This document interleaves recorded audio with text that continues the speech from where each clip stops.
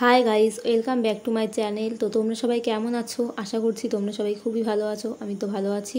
তো আমি দেখো রেডি হয়ে নিয়েছি। তো এখন আমরা যাব বাজারে মটন কিনতে। তো দেখো আমরা বেরিয়ে পড়েছি।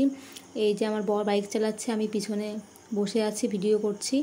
দেখো এখানে রাস্তা পুরো ফাঁকা টাইপেরই বলতে গেলে, মানুষজন কিছু আছে, সাইকেল নিয়ে লোক যাচ্ছে। রাস্তায় দেখো কতটা সুন্দর, যেহেতু এটা গ্রামের রাস্তা। তো এখানে তো মানুষজন থাকে কমই, শহরের থেকে অনেক কমই থাকে। দেখতেই পাচ্ছ ধান ক্ষেত রয়েছে পাশে, গাছপালা আছে, বাড়ি আছে, সবই আছে, দেখতেই পাচ্ছ। সাইকেল নিয়ে একজন যাচ্ছে, একজন হেঁটে যাচ্ছে, দেখতেই পাচ্ছ। তো আমরা এই রাস্তা দিয়ে অনেকদিন পরই যাচ্ছিলাম, এই রাস্তা দিয়ে যাওয়া হয় না। তো এই রাস্তা দিয়ে প্রায় 3-4 মাস পরে যাচ্ছি। তো দেখো এবার একটা অন্ধকার রাস্তার মধ্যে ঢুকে গেছি। এই রাস্তাটা সন্ধেও হয়ে এসছে, আর রাস্তাটা ভাঙাচোরা অন্ধকার টাইপের। বর দেখো ভিডিও নষ্ট করার জন্য কি করছিল। এই রাস্তাটা হলো মুসলিম এরিয়া, এই রাস্তাটায় প্রচুর মুসলিমদের বাড়ি, দেখতেই পাচ্ছ। কলা বাগান ঠাগান সবই রয়েছে। সেরকম বাড়ি এই সাইডটা দেখা যাচ্ছে না, পুরো ঘাস আর ঘাস আর অন্ধকার টাইপের, জঙ্গল জঙ্গল, দেখতেই পাচ্ছ। তো আমরা যাচ্ছি এই রাস্তা দিয়ে বাজারের দিকে মটন কেনার জন্য। তো আমরা বাজারে চলে এসেছি মটন কিনবো বলে। তো যাচ্ছি আমরা এখন মটন কিনতে। তো ভাবলাম সাইডে দাঁড়িয়ে খাবার খাই, তো ভাবলাম যে আসার পথে চপ বা সিঙ্গারা কিছু খাবার নেব।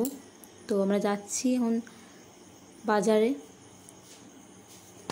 তো সামনে দেখতে পাবে র্যালি টাইপের বেরিয়েছে, তার জন্য আমরা এখানে অনেকক্ষণ দাঁড়িয়েছিলাম, ভিডিওটা করতাম, দেখতেই পাচ্ছ।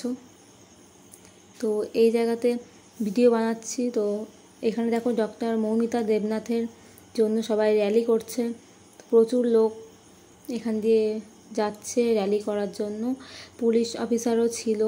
তো দেখো এখানে প্রচুর ভিড় জমায়েত, দেখতেই পাচ্ছ। তো তাই জন্য আমরা এখানে দাঁড়িয়ে পড়েছি লোক পাস করার জন্য। তারপরে আমরা বাজারে গিয়েছি ভিতরে।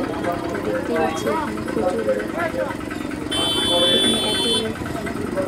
দেখো সাইডে পিছনের সাথে নিচে দাঁড়িয়ে রয়েছে, দেখতেই পাচ্ছ এখানে প্রচুর লোকের জমায়েত। তো যাই হোক, মৌমিতা দেবনাথের সাথে যেটা হয়েছে সেটা খুবই খারাপ ঘটনা। তার জন্য মানুষ রাস্তায় নেমেছে র্যালি করার জন্য, যাতে আসল দোষীরা শাস্তি পায়। তো আমিও চাই যে আসল যারা দোষ করেছে তারা অবশ্যই শাস্তি পায়। তো দেখো আমরা চলে এসেছি বাড়িতে, মটন পাইনি, তো না নিয়েই চলে আসলাম। তো আমার ভিডিওটা কেমন লাগলো অবশ্যই জানিও, লাইক কমেন্ট সাবস্ক্রাইব করো।